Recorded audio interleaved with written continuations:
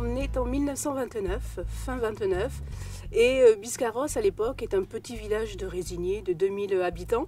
Et tout d'un coup, Biscarrosse va passer à l'ère industrielle, grâce à un homme, Pierre-Georges Latécoère, qui décide d'implanter sur les bords du lac de Biscarrosse-Parentis une base de montage et d'essai d'hydravions. À la fin des années 30, on va se retrouver en plein âge d'or de l'hydraviation. Pierre-Georges Latécoère, sur ce site, va monter les plus gros hydravions au monde qui vont concurrencer les paquebots transatlantiques de l'époque.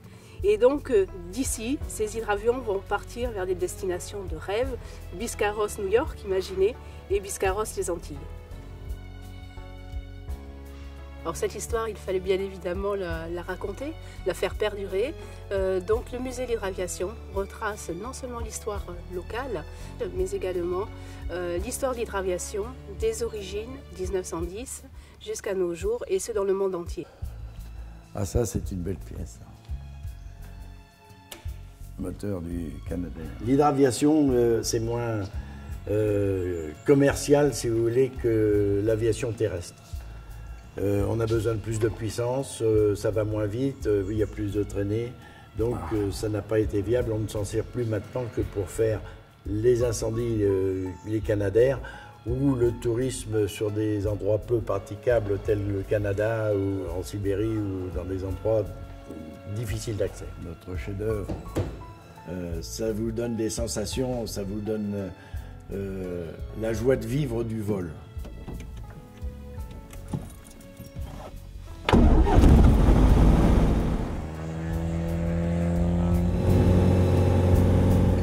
Ce lac de Biscarrosse, un site magnifique. Vous voyez, aujourd'hui, l'eau est calme, les pins, du vent et des oiseaux. Voilà, donc venez voler, venez profiter et bénéficier de ces moments magiques en hydravion. Et l'atterrissage sur l'eau, c'est une surface qui bouge, qui vit. Donc il faut savoir lire les vagues, il faut savoir travailler et puis venir se poser sur l'eau, glisser, poser délicatement, comme le font les cygnes, comme le font les canards, cette aéronef sur l'eau. Voilà, donc c'est vraiment quelque chose de très sympa.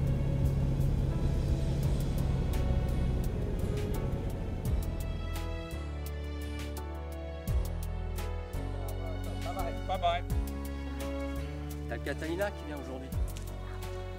C'est vrai que Biscarrosse reste la capitale de l'hydraviation et on accueille aujourd'hui une machine exceptionnelle qui est l'ancêtre du Canadair.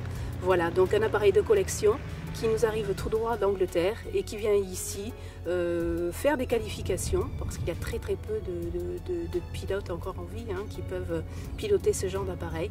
Donc qualification, et là encore c'est Biscarrosse et son plan d'eau qui ont été choisis.